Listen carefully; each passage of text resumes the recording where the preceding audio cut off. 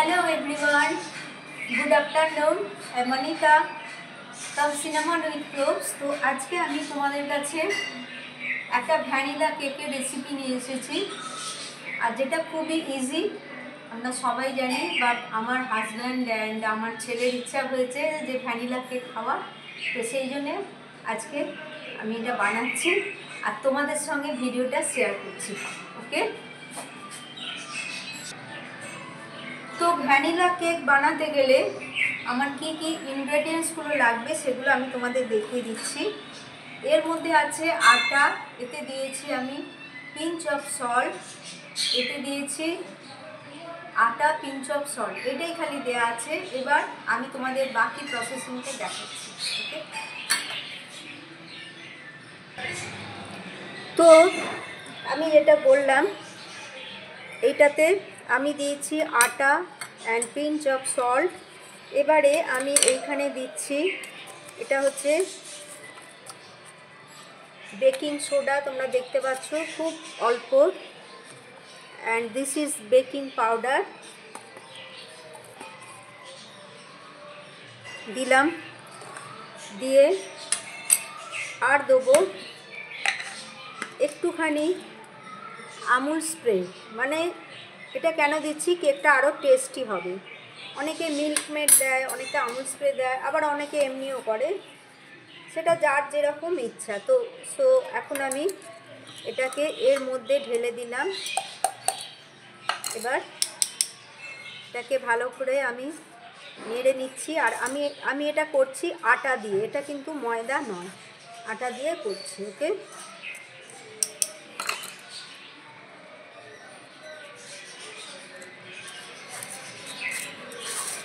যদি কোনো লাম্পস থাকে এই জন্য চামচে করে সব, এটা একবারে ক্লিয়ার, দেখো কিচ্ছু নেই।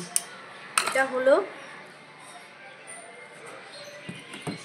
এইবারেতে এতে আমি কি দেবো, এতে দেবো সুগার পাউডার। তো সুগারটা আমি দিয়ে দিলাম, সুগারটা আগে আমি মিক্সড করে নিচ্ছি।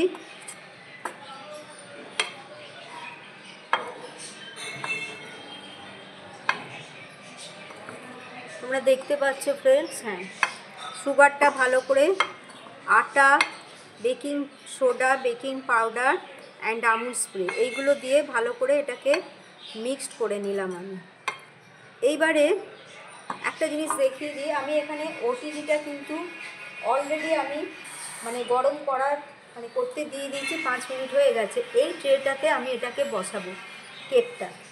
এতে আমি একটা বাটার পেপার দিয়ে অয়েল দিয়ে সেট করে রেখেছি। তো এইবারে আমি এতে দেবো, এটা হচ্ছে দই, এই দইটা আমি এতে দিয়ে দিলাম। দইটা পেস্ট করে নিয়েছিলাম আমি, দইটা দিয়ে দিলাম। আচ্ছা, তারপরে দেবো আমি অয়েল। অয়েলটা এইটাতে আমি নিচ্ছি একটা আন্দাজ করে, এই কাপের আমি হাফ কাপ মতো নিলাম। এটা হচ্ছে, দেখো, দিস ইজ সানড্রপ।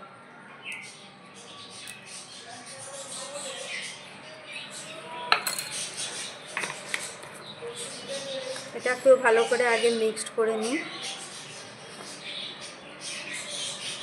আমি যখন কেক বানাই আমি খুব কম, তোমরা লক্ষ্য করবে, আমি এখনও পর্যন্ত যতগুলো কেক বানিয়েছি আমি কিন্তু এগটা খুব একটা পছন্দ করি না। এগ দিলে অবশ্যই কেক ভালো হয় সেটা নয়, কিন্তু আমি এগ না দিয়ে কেকটা করি। এগ দিয়েও অবশ্যই করব, এরম নয় যে করব না, বাট আমি এখনও করিনি। আচ্ছা, এইবারে আমি দুধটাও এই কাপটারই মাপ করে আমি দিয়ে দিচ্ছি। দেখো, এইটা 1 কাপ মতো এতে দুধ আছে। আস্তে আস্তে আমি দিই, সবটা লাগবে কি জানি না। এইবারে আমি এর আসল যে ইনগ্রেডিয়েন্টসটা হচ্ছে ভ্যানিলা এসেন্স, দেখতে পাচ্ছ। এবার এইটা চামচে করে 1 চামচ আর একটু অল্প দিয়ে দিলাম, বিকজ এটা ভ্যানিলা কেক।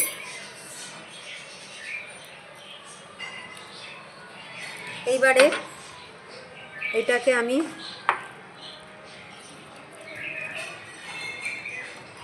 আগে ভালো করে এটাকে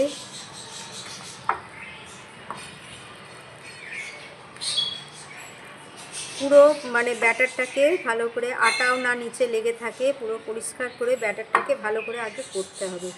কিন্তু একটা জিনিস, কেকেতে খুব বেশি আবার নাড়লেও মুশকিল, কিন্তু মানে ব্যাটারটাকে তো ঠিকভাবে ব্যাটারটা না বানালে কেকটাও কিন্তু ভালো রেডি হবে না, কেকটা স্পঞ্জি হবে না।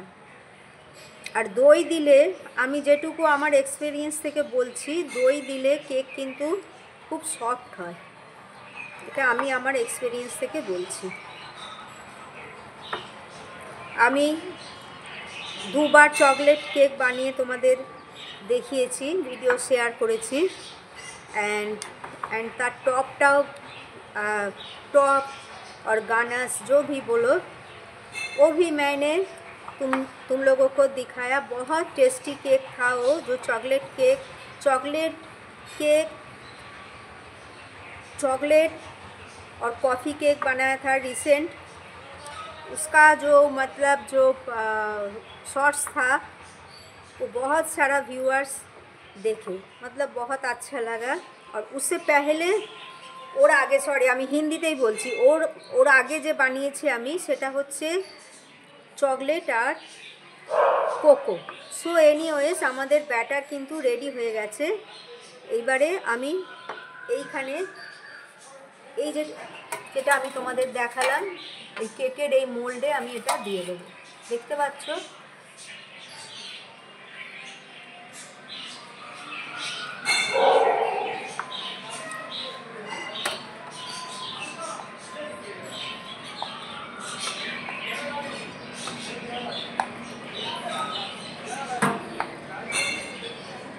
কেকের মোল্ডের মধ্যে দিয়ে দিলাম।